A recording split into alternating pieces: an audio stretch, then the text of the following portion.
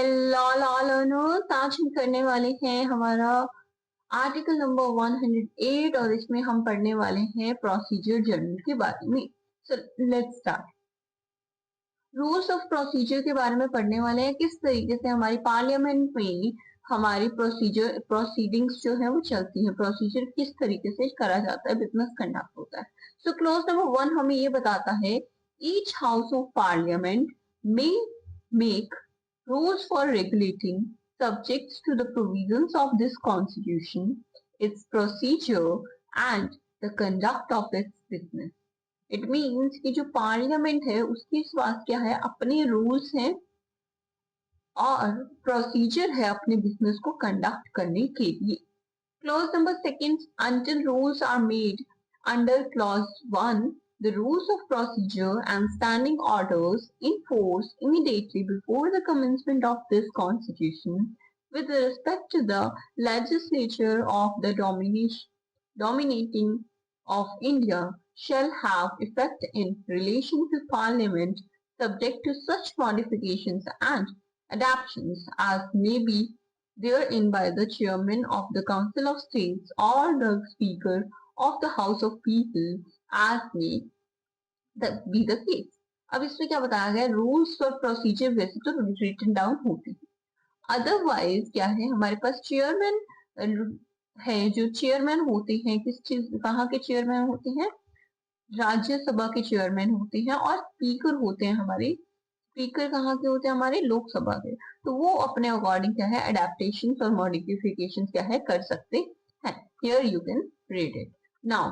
Close number 3 हमें ये बताता है the president after consultation with the chairman of the council of states. President, देखो कहने का मतलब क्या है कि प्रेसिडेंट जो है, ठीक है, चेयरमैन जो है, चेयरमैन के साथ प्लस स्पीकर के साथ जो क्या कर सकते हैं, कंसिडरेशन करने के बाद मे मेक रूल्स, क्या कर सकते हैं, रूल्स बना सकते हैं as to the procedure with the respect of joint sitting के रिस्पेक्ट में and communication between two houses, और क्या है दो हाउसेस के बीच में जो भी कम्युनिकेशन होगा। क्लियर। अब क्लोज नंबर 4 क्या कहता है, एट जॉइंट सिटिंग में टू हाउसेस जो है, speaker of the house of people and or in absence of such person as determined by rules of the procedure be made under clause 3 shall proceed। यहाँ पे joint sitting के time पे क्या है, एक तो होगा हमारे स्पीकर होंगे, राइट। अगर वो नहीं है तो ऑब्वियसली हमें पता है डिप्टी स्पीकर जी आते हैं और अपना काम संभालते हैं। इतनी सी बात यहाँ पे रूल्स फॉर द प्रोसीजर्स हमें बताया गया है। Now we are moving to next article, article number 119 जो हमारा है आर्टिकल। नाउ लेट्स सी इसमें क्या हमें दिया हुआ है, regulation by rule of procedure in parliament in relation to financial business.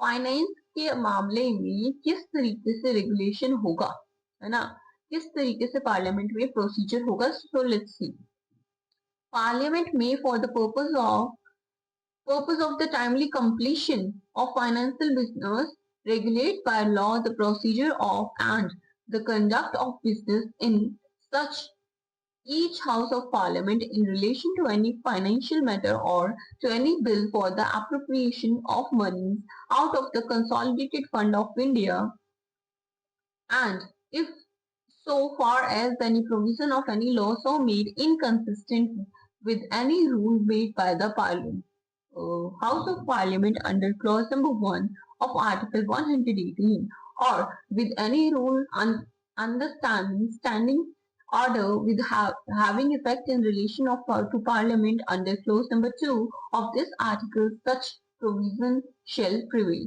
यहाँ पे क्या बताया गया है, जो भी हमें जो भी अगर कोई रूल है इनकंसिस्टेंट हो जाता है, राइट, तो वो इनकंसिस्टेंट रूल को माना नहीं जाएगा, और इस प्रोविजन में, इस आर्टिकल में जो भी चीज लिखी गई है वो क्या है, प्रिवेल करेगी। मतलब आर्टिकल नंबर 199 में जो भी फाइनेंशियल मैटर्स के बारे में बात की गई है कि टाइमली कंप्लीशन हो सके फाइनेंशियल बिजनेस का, इसीलिए रेगुलेट किया जाता है लॉ प्रोसीजर के कारण, ये सब चीजें हमें बता दी, राइट।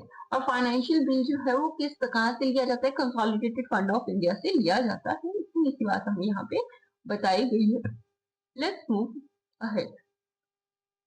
अब हम देख रहे हैं कि पार्लियामेंट में किस तरह की भाषा को यूज किया जाता है।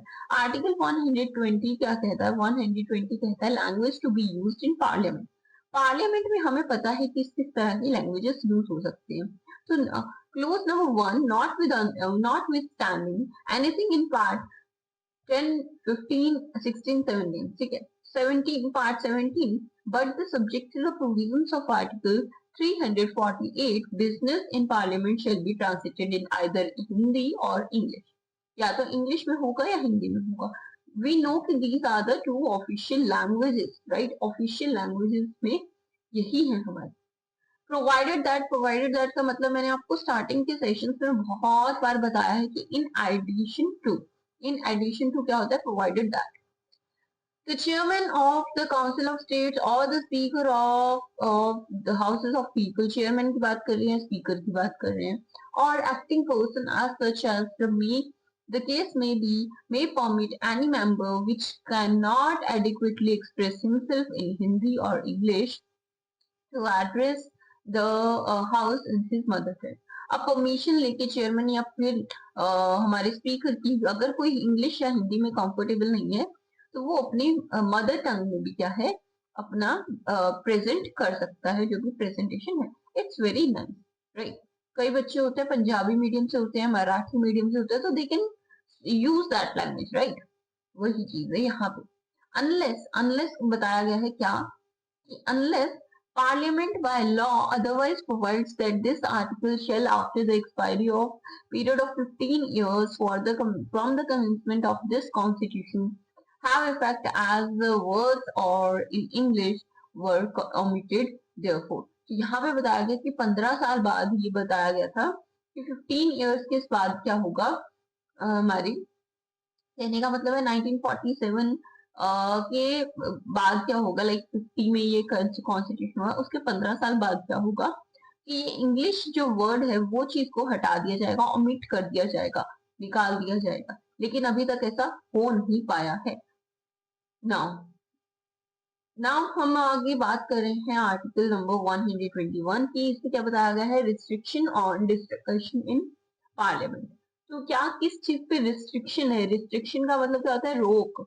किस चीज पे हमें रोक लगा दी है कि पार्लियामेंट में इस बात की डिस्कशन नहीं होगी। So no discussion shall be place in parliament with respect to any conduct of जज के कंडक्ट के लिए कहीं भी नहीं होगा, ऑफ द सुप्रीम कोर्ट और high court.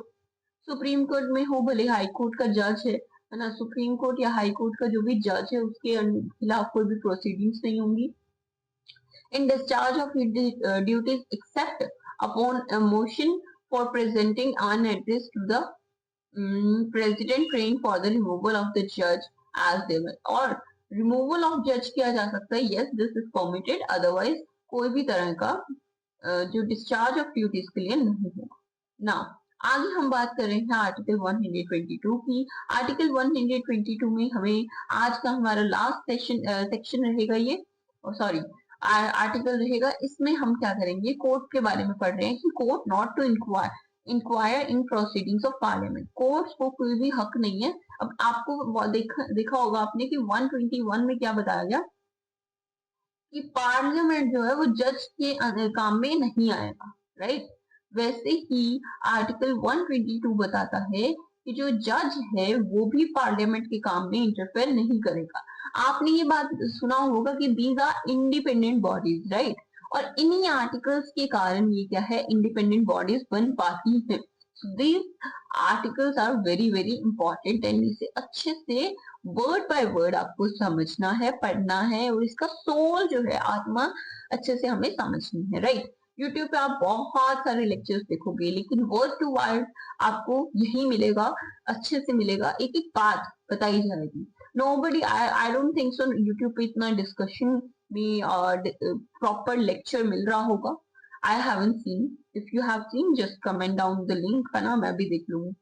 Now, the validity of any proceedings in Parliament shall not be called in question on the ground of any irregularity of procedure। तो यहाँ पे क्या है कि अगर जज क्या है, कोई भी पार्लियामेंट में कुछ प्रॉब्लम होती है तो जज साहब जी क्या कर सकते, नहीं इंटरफेयर नहीं कर सकते। इरेगुलरिटी ऑफ प्रोसीजर के बारे में ये चीज पे कुछ भी कॉल क्वेश्चन नहीं पूछ सकते हैं, राइट। क्लोज टू क्या कहता है, नो ऑफिसर और member of parliament in whom power are vested by or under this constitution for regulating procedure or the conduct of business or for maintaining order in the parliament shall be subjected to any to jurisdiction shall be subjected means yes, है ना। हाँ, कि मतलब किसी भी officer को, कोई भी जिसके पास पावर्स है अंडर कॉन्स्टिट्यूशन की, वो कंडक्ट करे या रेगुलेट करे इस प्रोसीजर को, ऑर्डर मेंटेन करने का पार्लियामेंट में, ठीक है, उस किसी भी ऑफिसर को ये जुरिस्डिक्शन नहीं होगा किसी भी कोर्ट में in respect two of the exercise of him by of दूस पावर। तो अगर वो पावर्स, तो कहने का मतलब इतनी लंबी लाइन जो हमें बताया गया है, क्या है कहने का मतलब सिर्फ और सिर्फ इतना है कि अगर कोई ऑफिसर है, राइट, अगर कोई ऑफिसर है तो उसके पास जो पावर्स हैं जो कॉन्स्टिट्यूशन ने दी है, ठीक है, कॉन्स्टिट्यूशन ने दी है, किसके लिए दी है, प्रोसीजर के लिए, मेंटेनिंग ऑर्डर के लिए, या फिर कंडक्ट ऑफ बिजनेस के लिए। वो उस पावर्स को यूज करते करते किसी भी कोर्ट में ऐसा जुरिस्डिक्शन नहीं है कि उसके खिलाफ, उसके पावर्स के खिलाफ क्या है,